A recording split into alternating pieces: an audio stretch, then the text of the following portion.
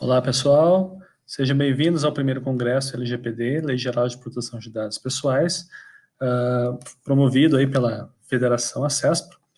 E a ideia hoje é a gente tratar sobre um tema bem especial, né, que é a respeito de blockchain dentro do contexto aí de proteção de dados pessoais. Parte desse tema foi debatido também no curso de DPO, né, promovido pela Academia CESP, e a gente vai entrar hoje de forma bem rápida, sem muitos detalhes técnicos, em alguns aspectos aí de privacidade e proteção de dados para a utilização aí da tecnologia blockchain. Me apresentando, meu nome é Márcio Souza, sou arquiteto e desenvolvedor de software já há algum tempinho, sócio fundador do Grupo Maven, tenho um grupo de empresas na cidade de Porto Alegre, Rio Grande do Sul. Também sou cofundador do Instituto Colab de Blockchain, Instituto de Pesquisa e Educação em Blockchain também na região sul do país, e já trabalhei em projetos aí de software para vários órgãos federais, municipais, estaduais, e também já possui algumas certificações na área relacionadas tanto à segurança da informação, blockchain e proteção de dados pessoais. O que a gente vai falar hoje, então? Primeiro, eu vou contextualizar vocês sobre o que é blockchain, como funciona, né, uma rede de blockchain, para quem de repente nunca ouviu falar, não sabe do que se trata, ou só ouviu falar de Bitcoin, de criptomoedas, mas não tem um aprofundamento em relação ao conteúdo mesmo de uma rede de blockchain, que pode servir inclusive para fechar negócios, para criar uma rede de negócios fechada usando essa tecnologia. Também a gente vai falar um pouco sobre os aspectos do blockchain versus os direitos dos titulares, como garantir esses direitos, mas caso você deseje utilizar uma tecnologia como blockchain.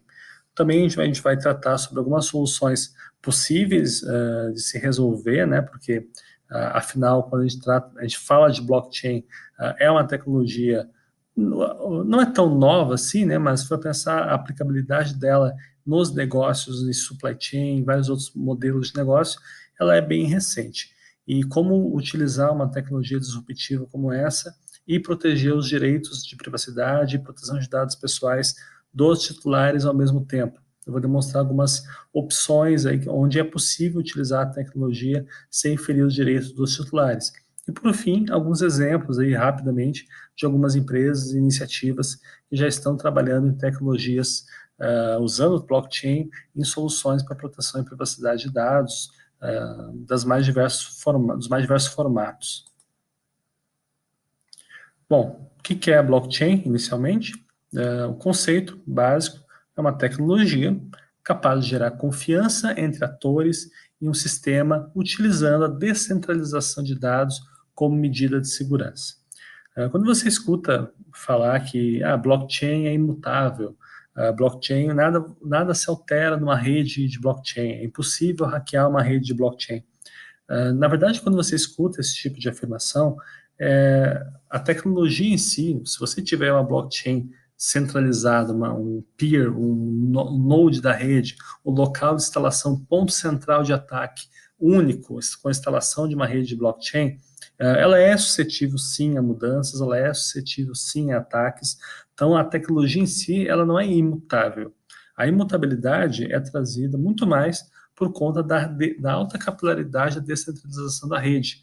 Quanto mais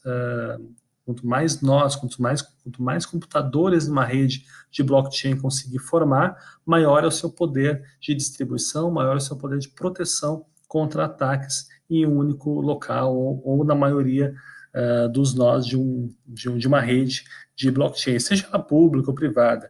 A tecnologia por trás de uma blockchain público-privada, que eu vou explicar mais adiante o que é isso, ela é basicamente a mesma. O que muda é quem pode acessar, quem pode escrever, quem pode ler os dados de uma rede de blockchain. Se vocês forem olhar o último glossário de segurança da informação, que foi lançado agora pela portaria 93, 26 de setembro de 2019, isso pelo governo brasileiro, obviamente, a blockchain já tem uma definição própria também, que é a base de dados que mantém um conjunto de registros que crescem continuamente e novos registros são apenas adicionados à cadeia existente e nenhum registro apagado. Essa foi a definição que a portaria trouxe aí recentemente, já há pouquinho mais de um mês, um pouquinho menos de um mês atrás. Então, já existem várias definições de blockchain, dependendo do contexto, dependendo do modelo de negócio.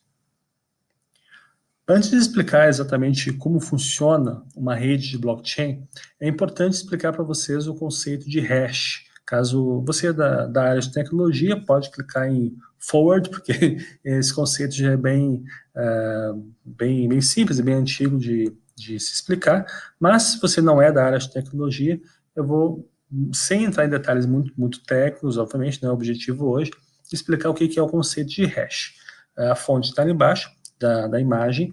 Vamos imaginar que você queira criptografar uma mensagem. Você tem um texto, um dado pessoal, um nome, o CPF, e você gostaria de criptografar esse dado para tornar mais difícil para alguém que, caso vaze essa informação, consiga obter o valor original, consiga saber qual era o dado original, o dado pessoal que gerou aquela criptografia.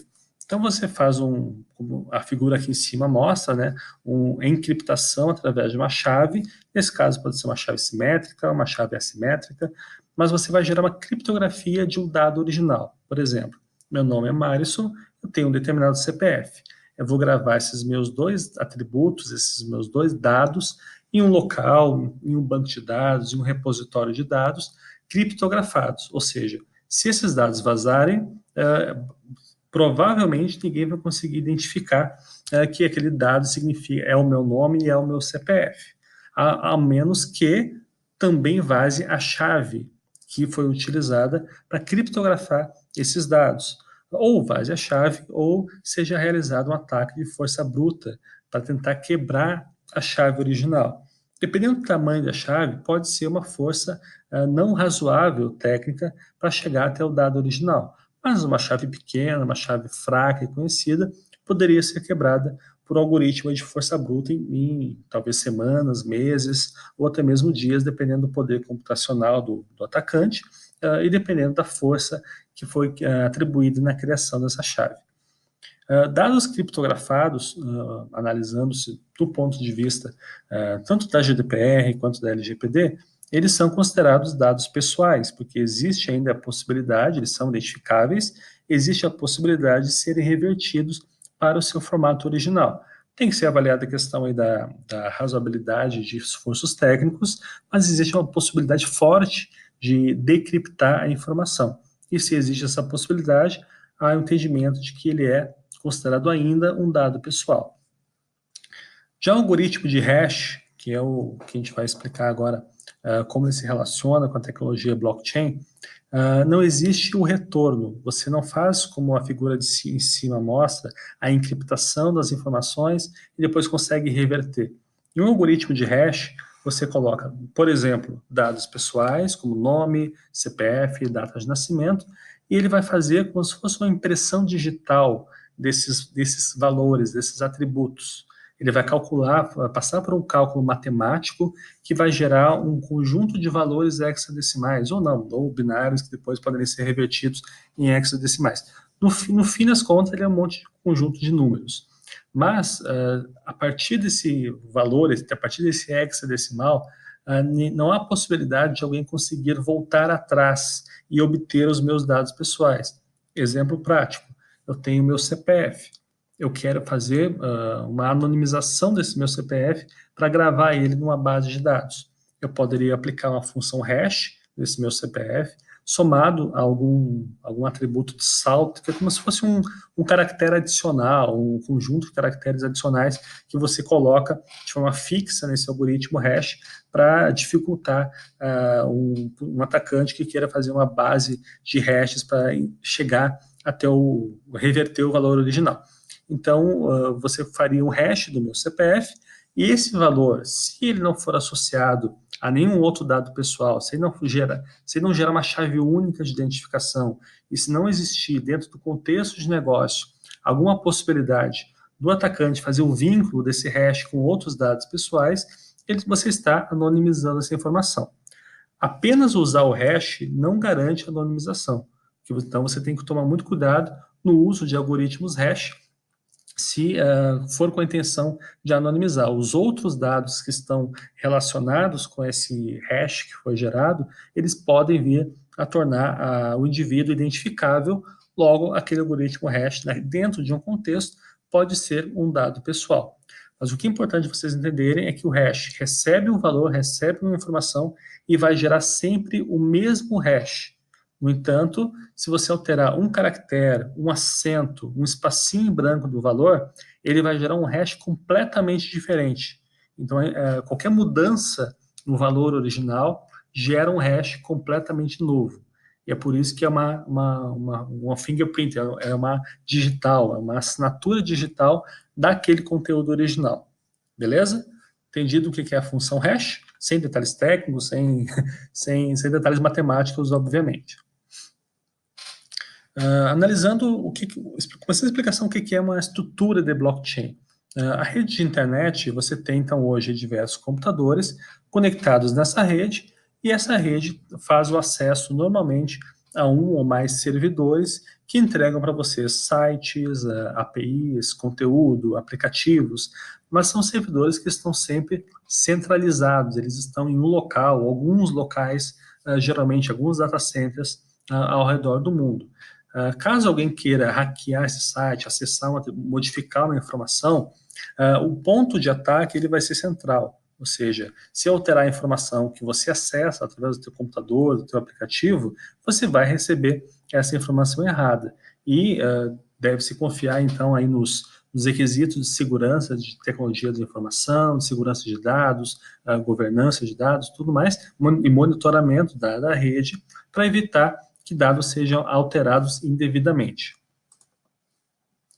Já numa rede aí descentralizada, numa rede distribuída, mas principalmente numa rede descentralizada, que é o caso de uma blockchain, os dados estão, você pode imaginar, a réplica dos dados estão em vários lugares ao mesmo tempo. O que isso significa?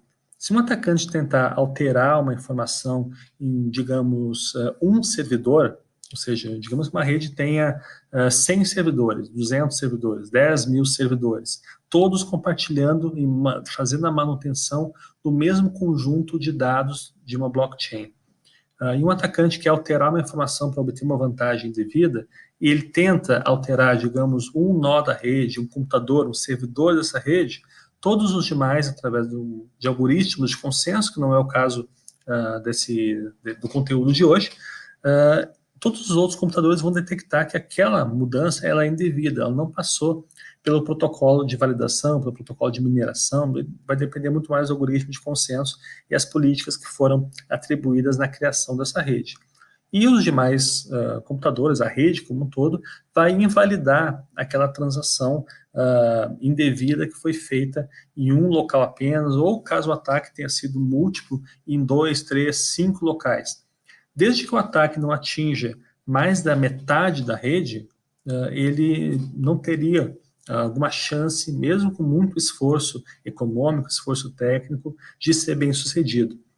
Aí sim a gente pode falar um pouquinho de criptomoeda, porque se vocês já ouviram falar da Bitcoin, Ethereum, várias outras criptos, elas possuem uma capilaridade de rede gigantesca. São milhares de computadores ao redor do mundo, que você nem sabe quem é, que estão fazendo a manutenção de uma rede descentralizada de blockchain, no caso, com a intenção de transacionar moedas virtuais. Existem blockchains com outras intenções, com outros formatos, com outros objetivos. O objetivo do Bitcoin, por exemplo, é oferecer uma rede, uma tecnologia para compartilhamento e transferência de moedas virtuais. Então, uma rede descentralizada, ela não é um ponto central de ataque. Se mesmo um atacante gastando bilhões de dólares tentasse fazer um ataque numa rede com o tamanho que é o Bitcoin, ele teria uma chance muito grande de não ser bem sucedido. Então, é economicamente não atraente para o usuário, para o atacante, tentar modificar um atributo ou mesmo hackear uma rede como o Bitcoin. Os problemas que vocês escutam na mídia o tempo todo relacionados a essa criptomoeda ou a essa rede de blockchain são muito mais problemas aí nas exchanges ou nas casas de câmbio que fazem aí a troca, né, de criptomoedas por reais, dólares, etc. E não em si, não na rede em si. Explicando então como funciona uma rede de blockchain. A gente tem basicamente, você pode imaginar, vamos criar aqui um cenário fictício de um cadastro de pessoas, de dados pessoais, em uma rede de blockchain, beleza? Não que isso seja recomendado, tá? A gente vai falar um pouco mais sobre isso mais adiante. Mas vamos imaginar que o teu negócio seja armazenar dados pessoais em uma determinada blockchain. O primeiro bloco dessa rede, e vou explicar o porquê que ela se chama blockchain. Vamos imaginar que ele tem aqui o nome João, um CPF qualquer, uma data de nascimento, uma doença, pode ser um dado sensível, inclusive, outros dados dessa pessoa. Esse conjunto de transações, ele formaria um bloco de dados, vamos imaginar que seja o primeiro bloco de dados, uma nova rede de blockchain. O bloco anterior não existe, porque esse aqui é o primeiro, então vamos atribuir um valor como 0 para esse bloco. Já o hash dos dados desse bloco, mais o hash do bloco anterior, que é 0, ele gerou essa assinatura digital. Então, nós já explicamos o que é hash. Conjunto de dados de entrada, mais um outro dado de entrada também, que pode ser uma função salt, ele vai gerar um hash de saída desse conjunto de dados aqui. Se o nome não fosse João, e se o nome fosse João 2, João Silva, o hash seria completamente diferente. Se o CPF fosse outro, o hash seria completamente diferente. Então, essa aqui é uma assinatura apenas desse conjunto de dados, beleza? À medida que novas pessoas vão se cadastrando no sistema, vão entrando na rede, novos blocos podem ir surgindo nessa cadeia. Faltou a setinha aqui entre o bloco 2 e 3. Quando chega o segundo bloco, já com o meu nome, outros dados, outra data de nascimento, outra doença, no caso, se for um cadastro de doenças, ele vai vincular o hash desses dados aqui, dos dados pessoais, mais o hash do bloco anterior e vai gerar um novo hash. Ou seja, qualquer mudança que seja feita em um valor do hash do bloco anterior, do bloco 1 no caso, o bloco 2 teria que ser totalmente recalculado, porque o hash dele foi uma junção, um resultado da junção dos dados do bloco 2 mais o hash do bloco 1. Assim como, se chega ao terceiro bloco, ele vai obter o hash do bloco 2, vai juntar com o hash dos dados do terceiro bloco e gerar o hash do bloco número 3. E é isso que gera literalmente uma blockchain, é uma cadeia de blocos encadeadas, onde se você precisar quebrar essa cadeia e recalcular toda ela, vamos imaginar uma rede aí como, sei lá, com 10 milhões de computadores, com diversos computadores ao redor do mundo, ou mesmo uma rede fechada com 1000 computadores, com 500 servidores, com 100 máquinas virtuais. Para o atacante ter algum sucesso na modificação indevida de um dado, ele precisa recalcular toda a rede na maioria dos locais ao mesmo tempo para ter um ataque bem sucedido. Então, o tempo que ele levaria para fazer isso e os esforços econômicos que ele levaria para fazer um ataque desse seria muito elevado. No entanto, se a tua rede de blockchain ela não tiver uma capilaridade, digamos que você queira montar uma rede com 2 computadores, até mesmo com 3 computadores, 3 servidores, 3 máquinas virtuais, para fins de teste, para fins de homologação de software, obviamente que isso faz todo sentido. Agora, se você almeja que isso seja uma ideia de software em produção, então reavalie se você realmente precisa de uma rede de blockchain. A maioria das necessidades que você encontra no mercado, de cada 10 que eu escuto, 9 não precisa de blockchain. Uma, talvez sim, e quando precisa, o blockchain ajuda muito para resolver diversos problemas. Mas a maioria talvez não precise de uma rede de blockchain. E ainda mais se você precisa ou almeja armazenar dados pessoais nessa rede. Então, um resumo aqui esse gráfico foi montado pela 101blockchains.com, como funciona uma rede de blockchain passo a passo, resumindo o que eu expliquei antes.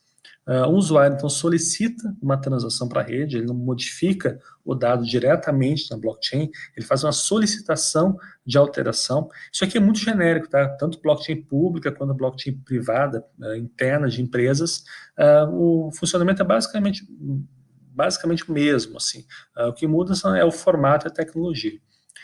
Quando o usuário solicita uma transação, um bloco é criado que representa essa transação, ou seja, um bloquinho de dados pessoais, como eu falei antes.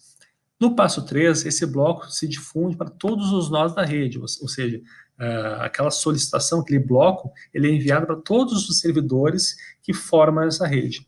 E todos eles vão validar o bloco e a transação. Sem entrar nos aspectos de Proof of Work, ou outros algoritmos de consenso que o Bitcoin utiliza, consumo de energia, numa blockchain permissionada, não há necessidade de passar para usar um algoritmo como o Proof of Work, geração de prova de trabalho, para se calcular e gerar e validar o nó da rede. Então, existem outros formatos que não consomem energia, que podem ser utilizados em blockchains para negócio, blockchains permissionadas. Uma vez validados os blocos, o bloco é adicionado a uma blockchain e a transação é verificada e executada. Em resumo, é esse o funcionamento básico de qualquer rede de blockchain. Explicado basicamente como funciona, novamente, sem entrar em tantos aspectos técnicos de consenso, validação, porque não é o foco, mas sim dar um overview do que é uma rede de blockchain. Você já deve ter notado que alguns direitos para os titulares dos dados, tanto na LGPD, que está exposto aqui no slide, mas também se aplica a GDPR ou qualquer outro framework regulatório, eles não dão match, eles não fecham com a tecnologia blockchain. Na blockchain, os dados são imutáveis, na LGPD, os dados podem ser retificados, os dados não podem ser apagados numa rede de blockchain, já na LGPD, os dados podem ser removidos, não há mudança de estado de dados, ou seja, não posso pegar um atributo como meu nome e fazer uma mudança de estado nele, e já na LGPD, os dados podem ser anonimizados. Então, entre uma série de outras incongruências que você acha de cara ao analisar a arquitetura da tecnologia ou das plataformas de blockchain com os direitos do titular em qualquer aspecto, qualquer framework regulatório ao redor do mundo. Inclusive, no último Gartner, ou penúltimo Gartner em Orlando, Gartner Symposium em Orlando, eles trouxeram que até 2021, 2 anos aí adiante, né, 75% das blockchains públicas vão sofrer um ataque chamado de envenenamento de privacidade, que significa basicamente alguém com má intenção inserir dados pessoais em uma blockchain pública, ou seja, uma blockchain onde todo mundo tem acesso, não há um nó central, não há uma empresa responsável por essa rede, e os dados vão ficar expostos nessa blockchain pública para sempre, enquanto durar a rede, sem que ninguém consiga ser responsabilizado e sem que ninguém consiga efetivamente responder, ser considerado como o controlador dessa rede para sofrer algum tipo de sanção. Então, potenciais dados pessoais, até mesmo sensíveis, poderiam vazar sim numa rede pública de blockchain e talvez exista uma grande possibilidade de não se chegar até o responsável. No entanto, para você inserir dados numa blockchain pública, você precisa gastar dinheiro também. Então, existe também aí um fator limitante para reduzir o ímpeto de má fé de um atacante de inserir dados pessoais, porque ele vai ter que gastar dinheiro, ou gastar Ether, gastar Bitcoin, gastar qualquer criptomoeda para poder transacionar em redes semelhantes a essa. E uma fonte de dados de conteúdo bem interessante, porque você não vai encontrar nada na GDPR, na LGPD, em nenhum framework regulatório, dizendo possibilidades, dizendo melhores práticas sobre o uso de blockchain. Isso você não vai encontrar na lei especificamente. Na lei você encontra os direitos para o autor, entre outros aspectos. Já as autoridades nacionais dos países, elas sim, elas podem criar melhores práticas, entendimento sobre o uso de tecnologias disruptivas, entendimento sobre inteligência artificial, sobre IoT e também sobre blockchain.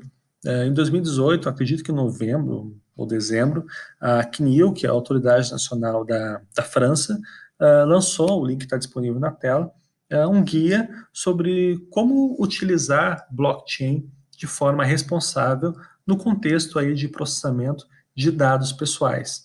Então, o conteúdo aqui é um pouquinho sobre a GDPR, mas sobre a ótica aí da CNIL, porque obviamente não tem ainda esse tipo de... Não temos nem autoridade nacional ainda formatada, né, enquanto houve a gravação desse vídeo. Então, a gente tem que se basear em alguns critérios, alguns temas que já vêm sendo discutidos, principalmente aí na União Europeia. Então, vamos falar um pouquinho sobre esse artigo, esse conteúdo. Recomendo muito ler, porque ele tem muito conteúdo legal, não é só em francês, ele tem em inglês também. E ele tem dicas bem legais de como que a autoridade vai entender como protegido, como boas práticas para uma empresa que queira criar uma rede de blockchain ou queira transacionar dados pessoais em blockchain, quais seriam as melhores práticas para que isso aconteça. Recomendo muito a leitura, que é bem interessante mesmo. Fiz um resumo, então, dos 10 principais diretivas ou tópicos que eu entendi como mais importante. Só que aqui é um resumo muito rápido, até porque o tempo é bem limitado aqui, mas dê uma lida que você vai ver muito mais detalhes em relação à implementação e utilização de blockchain para a proteção dos direitos do titular. Bom, primeiro, o que eles trazem, né, que com exceção aí do uso apenas para fins pessoais e atividades particulares, o processamento de dados pessoais em blockchain faz parte do escopo de avaliação da GDPR, ou seja, você não pode entender que por estar no blockchain, você está fora aí do escopo de avaliação, ou que você não pode utilizar blockchain para processamento de dados pessoais. Também, então, como segundo item, os participantes da rede devem escolher com cuidado o tipo de blockchain que será usada para processamento de dados pessoais. Existem tanto blockchains chamadas de públicas, como o caso aí do Bitcoin, do Ethereum, que qualquer um participa, qualquer pessoa pode fazer parte da rede, tanto no papel de minerador, de validador de blocos, quanto de criador da rede, participar na confecção do código-fonte, a maioria são de código-fonte aberto para qualquer desenvolvedor possa participar da comunidade, ou mesmo para transacionar, no caso, criptomoedas. São blockchains públicas, você não precisa pedir permissão para ninguém para fazer parte dessa rede. E se você é uma empresa e vai escolher uma blockchain para processamento de dados pessoais, tem que tomar muito cuidado se você vai escolher uma blockchain pública, que tipo de dado você vai enviar para uma blockchain pública, ou se você vai escolher uma blockchain permissionada. Que no caso, você pode imaginar como sendo aí um consórcio de empresas, um conjunto de interessados que formam uma rede onde eles são aí os controladores dessa rede para transacionar, utilizar as vantagens da tecnologia para resolver um ou vários problemas de negócio específico. Item 3, então, não existe aí solução técnica que possa garantir a conformidade total na proteção dos direitos do titular, caso queira armazenar dados pessoais em blockchain. Recomenda-se o armazenamento de dados pessoais fora da estrutura de blockchain. Então, eles foram muito diretos ao trazer que dados pessoais não devem ser salvos em blockchain, ou seja, aquele exemplinho que eu mostrei antes, dados blocos se conectando com o meu CPF, com a minha data de nascimento e até mesmo com dados sensíveis, não é o que se deve fazer, foi só um exemplo mesmo. Mas eles trazem que você não armazena dados pessoais numa blockchain, porque, já foi explicado, né, você não tem como remover dados de uma blockchain, você não consegue alterar dados de uma blockchain. Então, uma vez armazenado um dado pessoal, ele praticamente inviabilizaria a adequação a qualquer tipo de lei de proteção de dados. Então, não guardem dados pessoais em blockchain. O item número 4, né, os participantes com o direito de escrever na blockchain serão considerados controladores sobre a ótica aí da CNIL. Ou seja, se você criou uma rede blockchain e você tem o direito de escrever nessa rede, de inserir novos blocos, fazer transações na rede, você pode ser considerado um controlador da rede. Assim como se você faz parte de um consórcio que sobe uma infraestrutura de blockchain. Já os mineradores, que são os validadores de blocos, por exemplo, eles vão ser considerados como processors, no caso da GDPR, ou no nosso caso da LGPD, como operadores dessa mesma rede. Então, eles não escrevem, eles são validadores de blocos, e sobre a ótica da CNIL, eles não serão considerados controllers, e sim processadores ou operadores. Quem acessa uma rede de blockchain para fins econômicos pode ser tanto controlador quanto operador. Vai depender, claro, do contexto, mas digamos que você tem uma empresa e você criou uma estrutura de negócio que se faz uso de uma rede pública de blockchain para oferecer qualquer tipo de serviço. É você que define as regras de como que você vai utilizar essa rede. Então, você pode ser considerado, sim, um controlador da rede.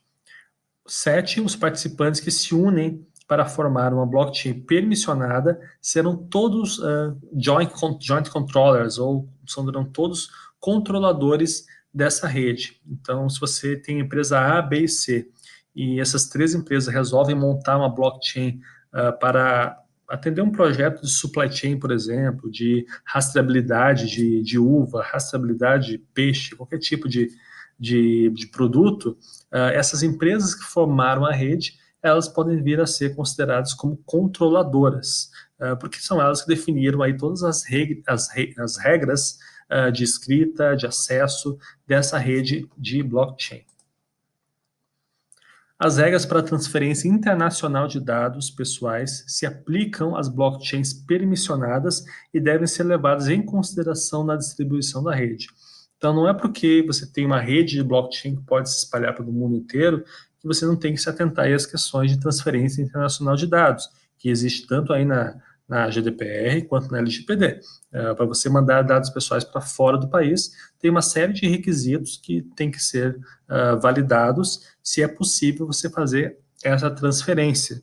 E no caso de uma blockchain, se você oferece de modo público, principalmente, para que outras empresas ou pessoas subam nós ou criem servidores para armazenar cópia desses dados e eles têm dados que podem vir a ferir os direitos do titular, você tem que se atentar às regras aí para transferência internacional de dados.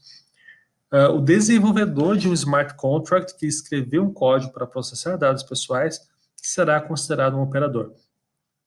Explicando o que é um smart contract, para quem não é da área de tecnologia, você pode imaginar como sendo uma função ou um conjunto de regras, um contrato inteligente mesmo, ou um algoritmo, um conjunto de regras que, quando ele responde a eventos, quando um determinado evento acontecer, ele vai tomar uma determinada ação. Então, é um código escrito, geralmente, por programadores especializados nesse tipo de entrega, que ele é deployado, ele é enviado, instalado numa rede de blockchain, e esse código não pode mais ser modificado. Você pode criar novos códigos, mas aquele que você instalou numa rede, você não modifica mais. E esse código ele tem uma missão específica, que pode ser, de repente, transferir dinheiro de uma conta para outra, pode ser comprar pedaços de ações, comprar pedaços de imóveis, pode ser qualquer ação específica, pode ser cadastrar uma pessoa, pode ser verificar se um CPF existe. Ele faz uma função específica, ele tem um propósito, ele tem um conjunto de entrada e um conjunto de saídas. E o programador que escreve esse contrato, ele vai estar provavelmente sob a batuta de um controlador que escreveu a regra de negócio, que definiu a regra de negócio. Por isso, o desenvolvedor ele é considerado, nessa ótica da CNIL, um operador ou um data processor, no caso da GDPR. E nesse caso também recomenda-se o uso de blockchains permissionadas, porque torna possível ter o nível de governança e responsabilização em relação a dados pessoais. Se você pretende utilizar blockchain pública, tente fazer isso não dentro de um contexto de dados pessoais. Então, para não ter problemas em relação a GDPR, LGPD e outros frameworks regulatórios. Algumas soluções possíveis, então, que podem ser, aí sim, entrando um pouquinho mais no tecniquez, mas sem baixar tanto nível, algumas soluções possíveis que podem ser criadas para entregar soluções de blockchain com dados pessoais. Esse aqui é é um formato de arquitetura onde você mantém o ledger, que é como se fosse o livro-razão, né, o conjunto de dados de uma blockchain de forma com hashes, armazenando dados pessoais através de hashes em uma blockchain, e um banco de dados em separado que faz o vínculo desses hashes para você poder identificar a quem pertence aquele dado pessoal. Então, nesse banco em paralelo, você pode ter uma coluna ou um valor de salt que foi usado para gerar o hash, e quando você precisa anonimizar esses dados, bastaria você apagar qualquer valor desse conjunto de dados pessoais do banco paralelo, não da blockchain, que aquele hash se tornaria inútil para poder identificar quem é o titular. É um formato de resolver o problema, embora não seja 100% adequado. Já a Hyperledger ela é uma organização da Linux Foundation, gerenciada pela Linux Foundation, e ela possui um guarda-chuva de diversos projetos para atender necessidades de blockchain. Um desses projetos é o Hyperledger Fabric, que é a plataforma mais genérica aí da Hyperledger, que atende qualquer tipo de modelo de negócio, e eles criaram um conceito chamado Private Collections. E com Private Collections você consegue criar basicamente o que eu mostrei antes, nessa tela aqui, no slide número 20, mas de forma muito mais fácil. Ele já cria para ti esse banco de dados em paralelo da estrutura de blockchain. Então, ele facilita, caso você precise anonimizar, apagar, alterar uma informação, de modo a manter uma estrutura adequada de blockchain sem ferir a privacidade do titular do dado. Outras soluções possíveis também é essa, você consegue achar um artigo bem legal, que o link está ali embaixo, no site da IEE, e lá eles trazem uma arquitetura também muito parecida, onde, nesse caso, você faz o armazenamento de dados criptografados numa rede de blockchain com uma determinada chave simétrica. E quando você precisa anonimizar uma informação, bastaria você descartar essa chave. Ou seja, ele confia no descarte da chave de criptografia para fazer ou para oferecer a anonimização, alteração e remoção de dados pessoais. É uma garantia 100%? Obviamente não. A chave pode vir a ser quebrada, a chave pode ter sido copiada para outro local. No entanto, se a gente for pensar também em remoção de dados pessoais sobre a ótica do GDPR, LGPD, qualquer dado de qualquer banco de dados ele pode vir a ser copiado, e se uma vez ele anonimizado, também você pode imaginar que exista uma cópia em outro local. Então aqui a forma que eles demonstraram foi que uma chave, se bem protegida, assim como dados pessoais, ela pode, uma vez destruída, permitir que dados que eram antes criptografados sejam considerados aí dados anonimizados. Mas sempre há muita discussão aí sobre as chances desse dado anonimizado ser revertido para um dado pessoal. Cabe realmente a cada empresa fazer o seu nível de avaliação e proteger o máximo possível para que isso não aconteça. Algumas empresas que já oferecem soluções com o uso de blockchain e com a intenção de proteção de dados pessoais, essa é a Log Sentinel, uma empresa da Bulgária, que eles oferecem uma solução web, SaaS, para você poder armazenar logs em blockchain. Logs é um ponto muito sensível para a proteção de dados pessoais, porque eles armazenam dados pessoais em larga escala. E vários logs podem servir para as empresas para comprovar em relação a, digamos, consentimento, se o usuário enviou um consentimento para a empresa e a empresa precisa comprovar esse consentimento, caso essa seja a base legal escolhida pela empresa para o tratamento de algum dado pessoal, e esses logs não poderiam ser alterados. E registrar logs em blockchain pode ser uma alternativa interessante para confiar na tecnologia como garantia de mutabilidade desses logs. Então, algum log pode ser muito crítico para a empresa, ela poderia utilizar uma solução como essa. Essa é uma solução comercial, existem outras no mercado que têm o mesmo propósito.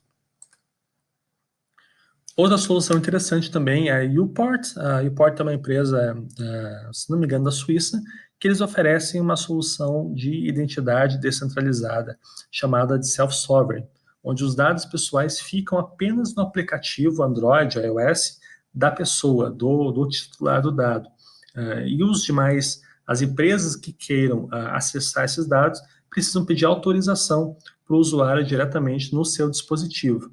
Eles usam a blockchain da Ethereum de forma pública para armazenar os hashes das chaves, tanto das transações quanto dessas identidades emitidas para as pessoas. Ou seja, não são valores que, uma vez, caso aconteça algum tipo de vazamento, sejam considerados dados pessoais. Então, eles fizeram muito bem essa arquitetura utilizando o Ethereum público. Tem outras empresas que também criaram identidades digitais, tanto self-sovereign quanto federadas, e que também têm o mesmo propósito aí de entregar valor para as empresas, valor para os titulares e, ao mesmo tempo, proteger os dados pessoais. É isso, pessoal. Muito obrigado por terem participado e até a próxima.